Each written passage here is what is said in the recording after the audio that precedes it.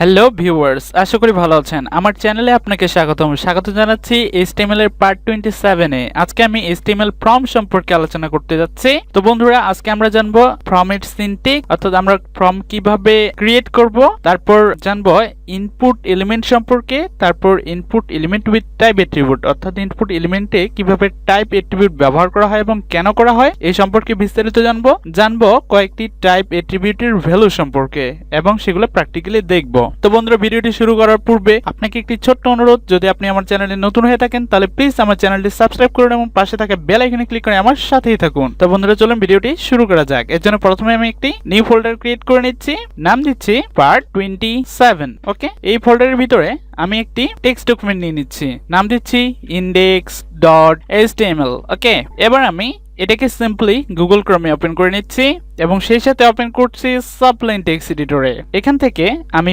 File এবং file থেকে open file থেকে আমি ফাইলটির লোকেশন দেখিয়ে দিচ্ছি। ডেস্কটপে আমরা রেখেছি, ডেস্কটপ থেকে পার্ট 27, এখান থেকে index.html। ওকে, তো আপনাদের দেখার সুবিধার্থে আমি এটাকে এদিকে নিয়ে নিচ্ছি এবং ব্রাউজারটাকে নিয়ে নিচ্ছি অপর পাশে। ওকে, তো আমি এখন index.html ফাইলে HTML স্ট্রাকচারটা নিয়ে আসতেছি, HTML। ওকে, টাইটেল হিসেবে দিচ্ছি পার্ট 27। ওকে, এবার সেভ করলাম, সেভ করে রিলোড দিচ্ছি। দেখেন টাইটেল আমরা যেখানে দিয়েছি সেটা চলে আসছে পার্ট 27। ওকে, তো বন্ধুরা, আজকে আমরা ফর্ম সম্পর্কে আলোচনা করব এবং ফর্ম নিয়ে আসবো, তাই না, HTML ডকুমেন্টে। তো ফর্ম সম্পর্কে আমরা জানি না এমন ব্যক্তি হয়তো কমই আছে। আমরা হয়তো এইটা জানি না যে ফর্ম কিভাবে আমরা HTML ডকুমেন্টে নিয়ে আসবো বা ফর্ম কিভাবে তৈরি করব, তাই না। ফর্ম বলতে আমরা যেমন বিভিন্ন আবেদনপত্রের ফর্ম পূরণ করি, যেমন সেখানে থাকে নেম, তারপরে রয়েছে মনে করেন ফার্স্ট নেম, লাস্ট নেম বা ডেট অফ বার্থ, এরকম থাকে। তো এটাই হচ্ছে ফর্ম। তো এটা আমরা কিভাবে HTML ডকুমেন্টে ক্রিয়েট করব এবং প্রদর্শন করব সেটাই আমরা আজকে দেখব। ওকে, তো এর জন্য আমাদের নিয়ে নিতে হবে ফর্ম ট্যাগ। ওকে, এই ফর্ম ট্যাগ এর ভিতরে আমাদের ব্যবহার করতে হবে ফর্মের কিছু এলিমেন্ট। যেমন আমরা যখন ফর্ম দেখি তখন কয়েকটা ফর্মের বক্স থাকে, সেই বক্সে আমাদের নির্দিষ্ট যেমন নাম বা ফার্স্ট নেম, লাস্ট নেম, এই জিনিসগুলো পূরণ করে দিতে হয়, তাই না।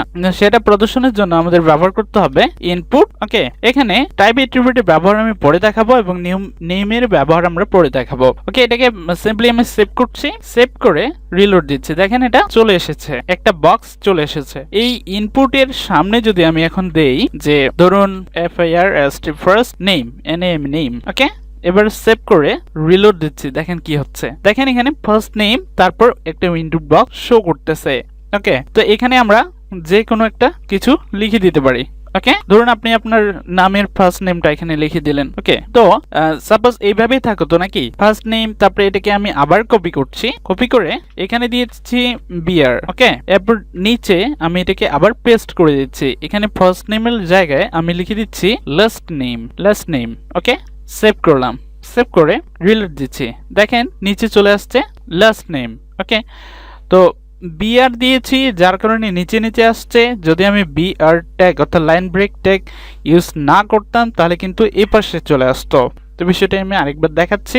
এবার সেভ করছি, সেভ করে রিলোড দিচ্ছি, যেখানে এখানে চলে এসেছে।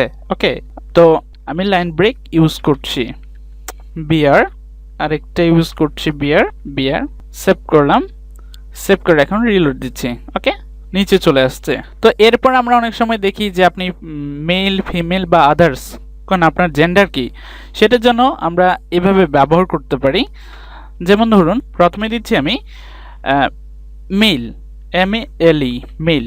ওকে, তারপর আমি একটা দেখবেন ওখানে একটা গোল বাটন আসবে, যেখানে ক্লিক করলে সেটা কালো হয়ে যাবে আর ক্লিক না করা অবস্থায় সেটা গোল সাদা থাকে যায়। তো এই বাটনটা আমি নিয়ে আসতেছি এখন, তো সেটাকে বলা হয় রেডিও বাটন। এর জন্য আমরা এখন কিভাবে ব্যবহার করব, আমরা এটা বলে দিব টাইপ অ্যাট্রিবিউটের মধ্যে। যেমন এখানে আমরা ইনপুট টাইপ টেক্সট, এখানে টেক্সট দেইনি, যদিও এখানে টেক্সট ইনপুট হচ্ছে। ওকে, যেটা ডিফল্টই এভাবেই হয়।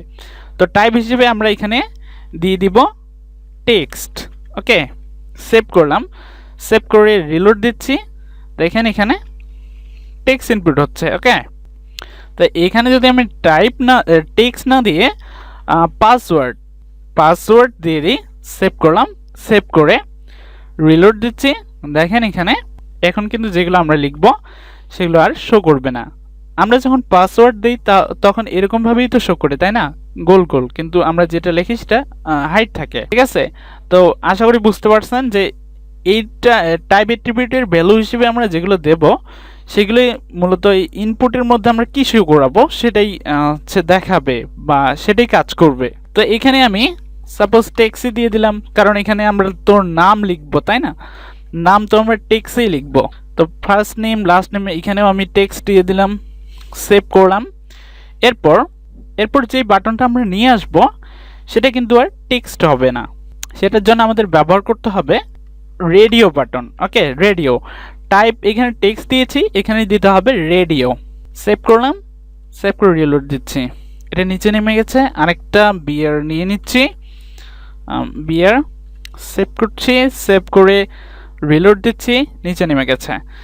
এরপর মেইল, আমরা সাধারণত এমন দেখি যে মেইলের সামনে ওই গোল চিহ্নটা থাকে বা রেডিও বাটনটা থাকে। তো মেইলের সামনেই আমরা ওই রেডিও বাটনটা নিয়ে আসবো।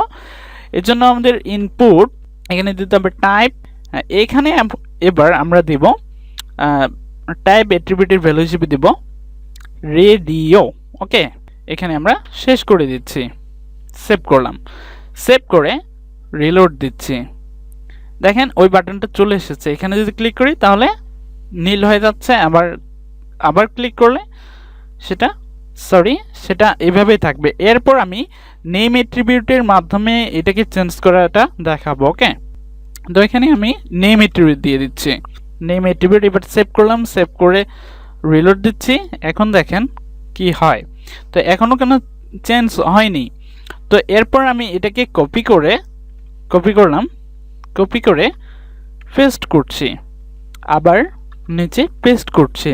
এখানে মেলের জায়গায় দিয়ে দিচ্ছি ফিমেল, ফিমেল।